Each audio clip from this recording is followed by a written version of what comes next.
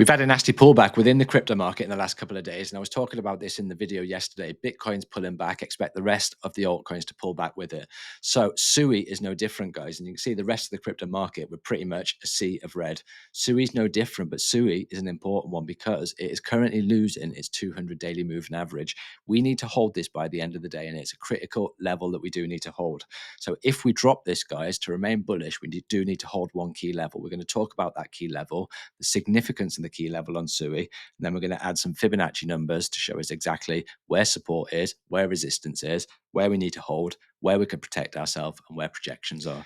And we're going to start with this level, guys. At the end of the day, we need to hold $3.24. Go back and check the SUI chart at the end of the day. I'm going to be dropping this video later on, currently 13 hours until the end of the day. So this is the area that I'm watching. And the significance of this, guys, is if we drop this level, that's a level of support. We're going back down to the next level of support. Does it mean that we're still bullish? We can still remain bullish. I'm going to show you where we're bearish, where this is invalidated. And then if this does hold, where projections are. So this is the key area first and foremost. Remember, above the 200, you're bullish. Below the 200, you're bearish. So the traffic light system, we talk about that. Once you've got the green on the bottom, once you've got the red at the top, and once you've got the yellow underneath in the middle, that's showing one thing, guys. This is the traffic light system. You've got the green, you've got the yellow, and you've got the red. So you can see the red is the 20 daily moving average. That's a faster pace, and that's pushing straight up where price action is now. And if this key level holds, guys, 20 moving average is going to cross above the 200 moving average, and that's going to be your first signal. The 50 period moving average, remember, that's 50 candles averaged out over the period. We're on the daily time frame, so that's 50 days averaged out, and that's what this line represents. Once this goes in the middle, guys, and crosses above, that creates the golden cross. Once you've got a golden cross, guys, last time we had a golden cross down here, down here. Once you get a golden cross, that's followed by a big push up in price action. So we're waiting and we're monitoring this now, waiting for a golden cross to happen. We're waiting for this 50 period moving average to come up above the 200 period moving average, create that golden cross. Once that's happened, guys, because these are lagging indicators, price action would have already started moving to the upside.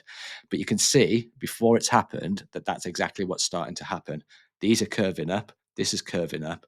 We need to hold the 200 to give us that strength, guys, to give us that strength to allow these moving averages to push up. So first indication that we knew that the bulls had started getting momentum, guys. We showed it on the channel. We say it time and time again.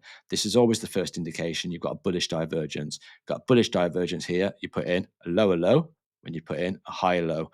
RSI represents price action, guys, buying and selling pressure. You can get an indication from the RSI, and that was telling us one thing: chart needed to catch up. So if you put a trend line in there, guys, that's followed by a break of trend. You've got a break of trend. So it's showing strength here. It's showing that the bulls have got momentum. You've broken from this descending wedge. You've broken out with velocity that you managed to take out the 20, the 50, and the 200 period moving average. So did we get rejected? What rejection point was there? We're going to stick in our Fibonacci retracement tool from the swing high to the swing low. We're going to look to see if there's any sticking points and any confluence to give us any indication what levels need to hold. You've got this 38.2% retracement here to fall back on. So you've got your 200 moving average. You've got your 38.2, which is sat at $3.12. So that's the next support base. If you pull back, guys, how far are you likely to pull back? We're going to use a retracement tool again, but this time it's from this last swing, which is from the swing low to the swing high. And you're looking for the 38.2, which gives us this area here as support. So you've got your 38.2, guys. Now, when you're looking at a pullback, Fibonacci numbers, you've got a 38.2. That signals a really strong trend. You've got a 618, guys. That signals a continuation, and that's still a strong trend. Price action often comes back to the 61.8. And if we look where the 61.8 is, $2.56. Look at that, guys. It coincides with this rejection, rejection, rejection. This build up of price action creates that shelf. That's also the 618. So if we drop the 200 moving average, is what I'm saying at the end of the day, guys, expect to come back down and test this 61.8. That 61.8 should act as a really strong support base. So that's what I'm expecting in the short term. What about projections? So we've projected a retracement from the swing low to the swing high. What I'm going to do is I'm going to add in some extension numbers on this. I'm going to add in the 1618, and I'm going to add in the 1272.